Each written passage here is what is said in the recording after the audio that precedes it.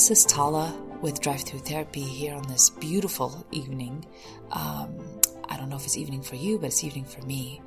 And I just finished eating this wonderful snack of, this is going to sound crazy, but hey, I'm there. Goat cheese and English cucumbers. I'm telling you, it's a combination that you cannot top. It's a beautiful combination.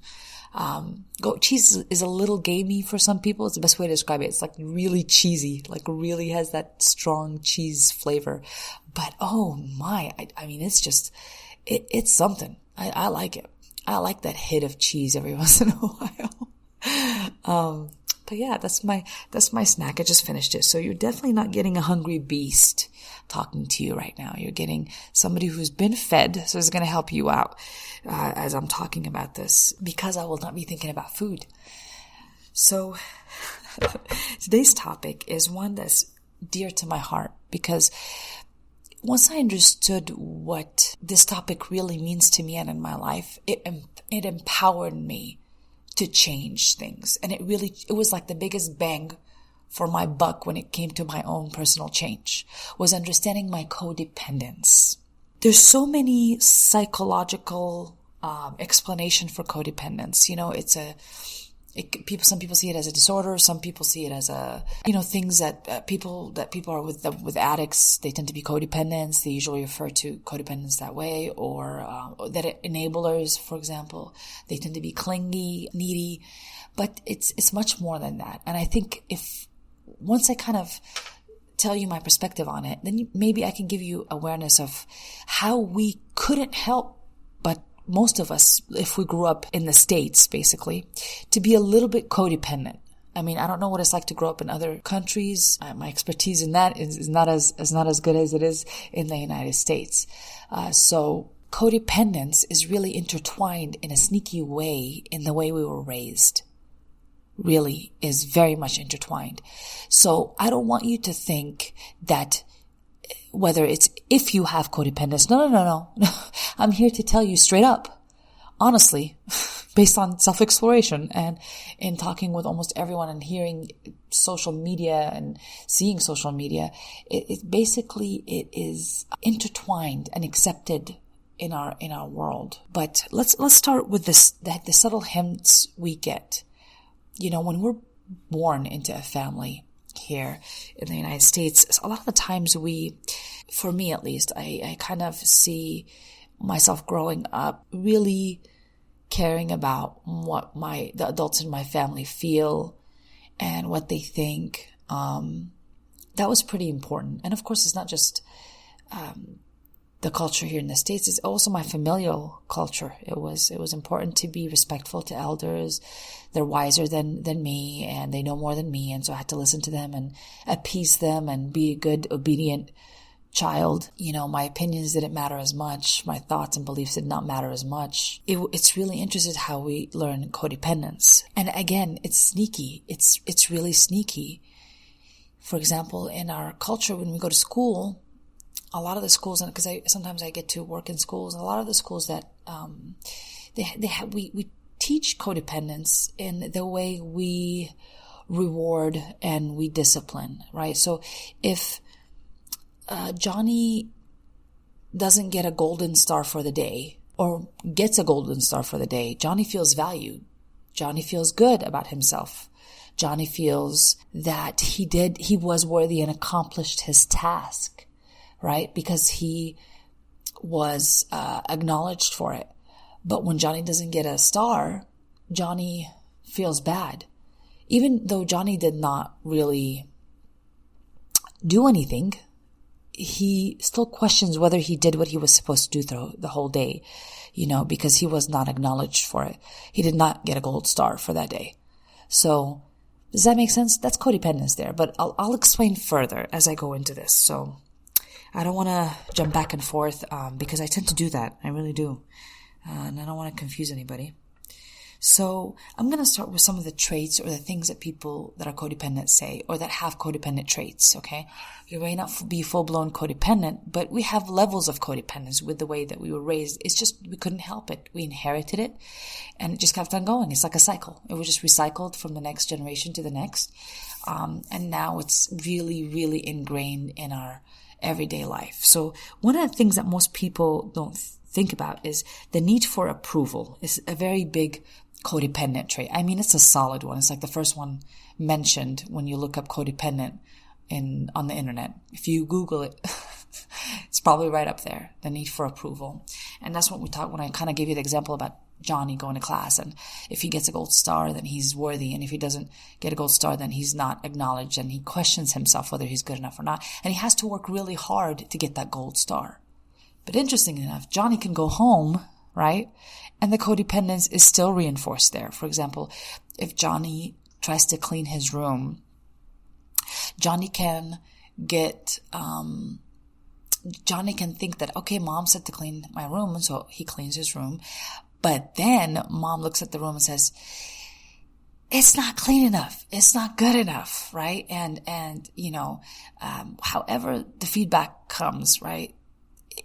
If the feedback came in a way where Johnny questions his own beliefs about whether the room is clean or not, and his beliefs are basically disregarded because he believes that he really did clean the room, but mom comes in and says, no, it's not clean. I don't know what you're doing, but that's not clean.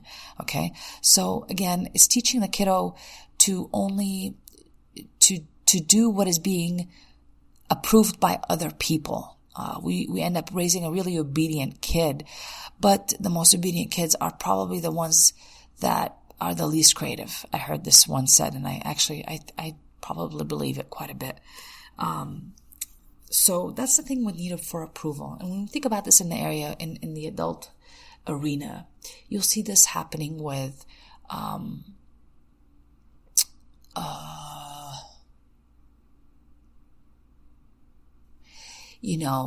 wanting to be acknowledged at work. Need for approval from spouse. Like, I can't make a decision without my boyfriend or my wife or my girlfriend says that, hey, yeah, you should do it, or no, you shouldn't do it. Or I can't make a decision without calling 5 other people to ask them if I should make that decision because I don't trust myself enough. Okay. So, and like I said, some of our culture trains us not to trust ourselves without the approval of other people. Okay. So we all have a bit of that independence, which causes us trouble later on when it comes to trusting ourselves, right? Which is pretty important for our relationship with ourselves. We need to trust ourselves because we're with ourselves all day long. So if we don't trust ourselves, then what is the point of living with ourselves?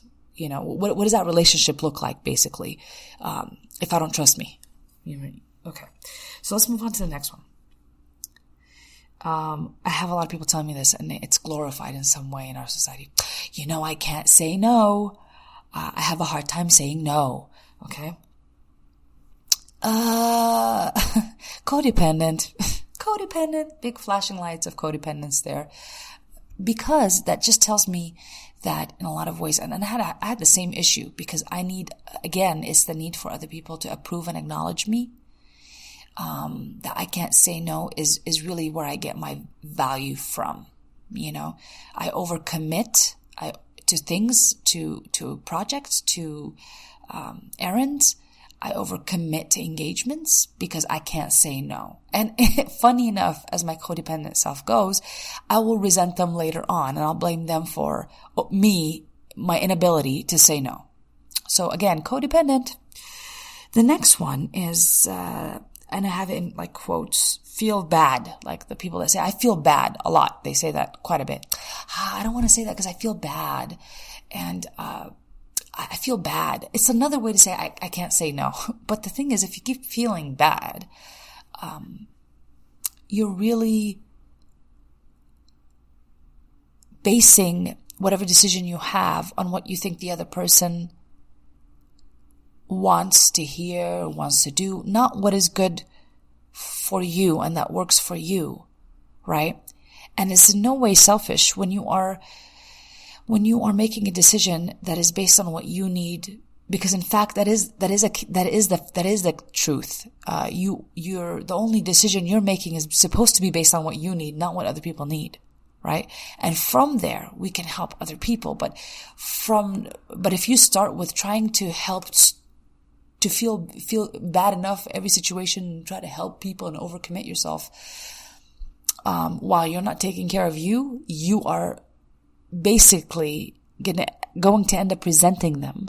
And then this is going to lead to even, more frustration, more self-hate, because you're not able to meet your own emotional needs as well as physical needs.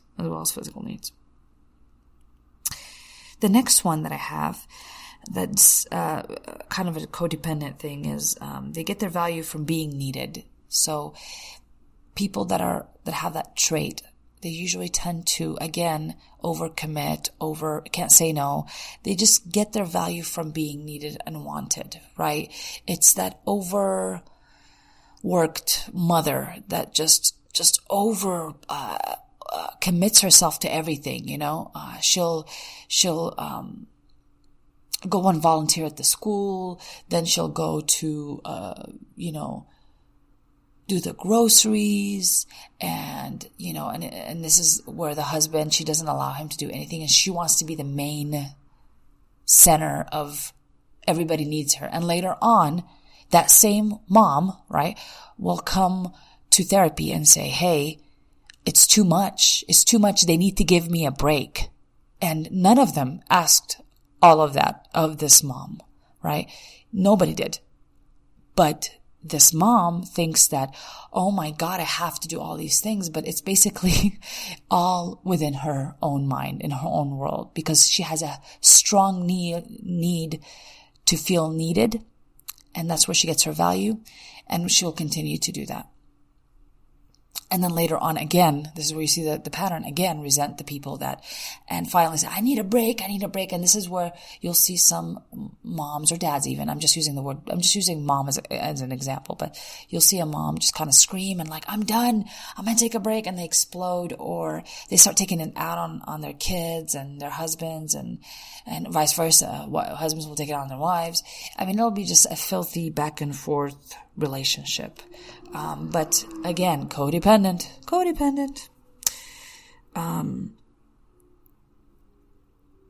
So watch that trait if you have it in you, because I did definitely have it in me. I still do have that need. I have to watch out when my motive is that I want to feel needed or acknowledged for something. I really have to step back and just take responsibility for myself at this point. I'm like, okay, well, check your motive, Tala. Why do you really want to commit to? Why can't you really say no to this task? What are you afraid of? And I find that when I ask this question, then a lot of times I'm able to pinpoint, okay, my motive to doing this is because I think I would feel more needed, and I need to get my value, and I need that attention, So just be honest with yourself. Be honest with yourself when it comes to self-assessment about this codependent business, okay? Yeah, codependence. This next one is codependents give a lot, but not good at taking back or getting anything or receiving anything. They don't feel like they're worthy of getting it back. So they just want to keep giving, but not only because they don't feel worthy. A lot of the times when I was giving and giving and giving, I wanted to be in control. And that's my way of doing it. And I wanted to get all the praise, right? I wanted to get all the high fives, and because that's where I got my value from. I didn't know how to do it from the inside out, so might as well just do it from the outside in, right? By trying to give, so people can take. But when it was time for me to take something and to ask for something, I didn't know how to do it. I was just waiting for someone to give it back, and that's frustrating. I wasn't meeting my own emotional needs, my own well-being. I wasn't really looking out for me. I was trying to look out for other people in hopes that one day they would look out for me, which is very flawed belief here. So if you're doing it, one can understand and empathize. Just, be aware of it and check your motives again. So if you give a lot, you overextend, start stepping back. Ask yourself, do I accept other people's help?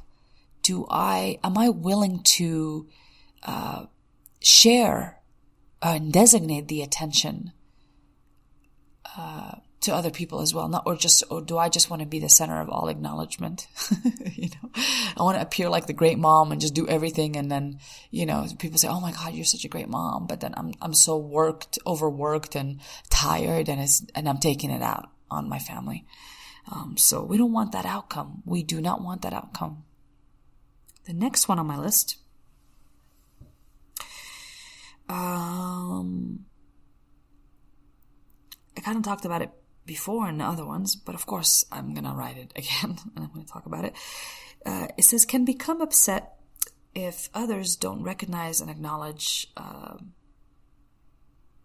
my effort, right? Even though no one has asked me for help or anything, I could just sometimes take the initiative to do a lot of things. Again, this need to be needed and approved of. And then later on get upset when nobody's helping and nobody's, volunteering, or nobody's relieving me somehow. It's nonsense, because I'm the one who actually wanted all this. So again, my friends, codependent.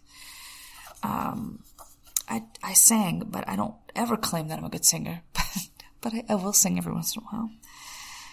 The next one is codependents tend to also emotionally absorb the feelings of others. If you cry, I'll cry, or I can't. This is a common statement codependents say. I can't see somebody upset because I'll start to get upset, or I can't see somebody cry because I'll start to cry. Then it doesn't become about the person. It really becomes about you. And so again, codependence, all these great things that we used to think are a great thing to say are not actually that great. They're kind of, and here I'm saying it, I'm making a judgment. They're kind of selfish, because I used to do it myself, right? Definitely selfish and self-seeking when I was doing it. So it's easy for me to identify those statements because I used them, right? I used them. I was the martyr. I wanted you to come and save me from myself. And I was upset when you didn't, right? I was upset when you didn't.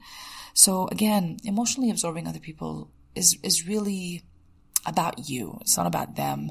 You're not being compassionate or even empathetic for that matter. Because empathy doesn't mean that. It doesn't mean you absorb other people's feelings. It means you kind of understand, have walked in their shoes kind of thing. But not really, I absorb their feelings. They're upset, I'm upset. What? No. Not realistic. You won't like this outcome. You will not like this outcome. It doesn't feel good. Another thing that codependents do pretty loud and clear is that they feel the need to change or fix people's feelings. They have a need to change and fix people's feelings. This is pretty important. And you say, well, I don't really, but again, it's sneaky. That codependent business is sneaky. We go back to childhood again to look at when we had to fix our parent, when they got angry. We had to do whatever it is that they asked us to do so they can get happy. So from an early age, we learn this codependent trait. We learn that if the teacher gets upset and she yells and, then I did something wrong, right? How does it relate to me? I did something wrong. And that's the child logic. That's the child logic that I need to somehow, I get the impression from an early age that I somehow need to perform or do something to get, to fix the adult's feeling. And then later, I learned to get my value from that, because when my mom is happy, then I'm happy, right? And then later on, we confront relationships that same way. We never learn to be emotionally independent. We still are trained in that codependency. Okay? So, this is really harsh, isn't it? It's pretty harsh, but let me just tell you, this was my wake-up call as well. So I'm delivering it to you the way it was kind of given to me. I'm just summing it up in a few bullet points here. The next one is usually codependents hate to be alone. They hate to be alone, right? They don't like the idea of being lonely because, again, they haven't worked on gaining their value on the inside and really with that self-love and that self-worth. They've been getting their value, retrieving it from the outside of them, right? Whether it's relationships, work, money, whatever it is that they're doing, they're trying to get that approval, that attention from the outside of them. So, of course, the inside is not nice to be alone with, right? So that covers the hate to be alone business. So in a lot of ways, when we're becoming emotionally independent, that has to be probably another episode that I have to do on just becoming more emotionally independent. But we have to understand what codependence means. So this is no better time than the present to discuss this. The next part and the final part is that they tend to be needy or clingy in relationships. They have a fear of, they have, again, from that fear of being alone is the best way to describe that. And also because they need their need for approval. They need to be valued by another person. And codependence, because kind of the relationship with them is very, not that great, right? Their middleman to loving themselves is usually another person, right? They gotta have enough likes on Facebook. They gotta have enough, friends. They gotta have enough whatever. That's kind of like, that's in another way saying that I need, or have a need for,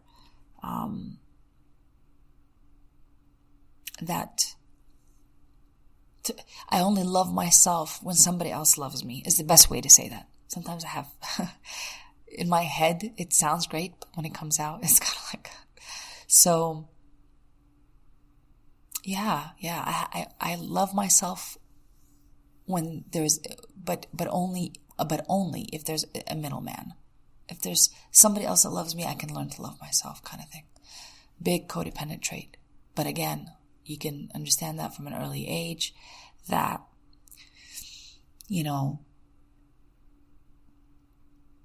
many were raised with this idea of conditional love, right? I'm only worthy if I perform for my parents, for my teachers. They only tolerate me when I am, when I'm useful for them. So, this is such a great topic, and I can go on this for days, but we don't want to do that. But really, this is on a serious note. We are all going through the same human, very similar human journey. We can all relate to this. I am not exempt from the bunch. I understand it more now because I'm self-aware of it. And when I see it creep up in me, and I have this need to value something outside of me because it gives me value or something like that, it's usually when I kind of interrupt that process and start reflecting. So there's no better approach and cure, if you may, to codependence better than self-awareness. Self-awareness and knowledge, like we kind of discussed today, can help you become more aware of those little traits that we have in there that are not really giving us happiness. It's actually doing the opposite for us. It's doing the opposite. So when we become more aware of them, we are really going to have less pressure on ourselves. We're going to burden people a lot less, right? From our expectations of them, and our need for approval and our need for acknowledgement. We won't need all that. We won't need all that as much, and we'll be able to check our motives before we even ask it of somebody else and burden them with it. So, this is a great topic. It never gets old or boring for me because I'm always working on it. Always working on it. It's sneaky. I'm telling you, it's sneaky. This is Tala, and you have been attacked one more time by drive-thru therapy. I'm sending you love, and I'm wishing you safety on your drive if you are listening to this while you're driving. Thank you very much.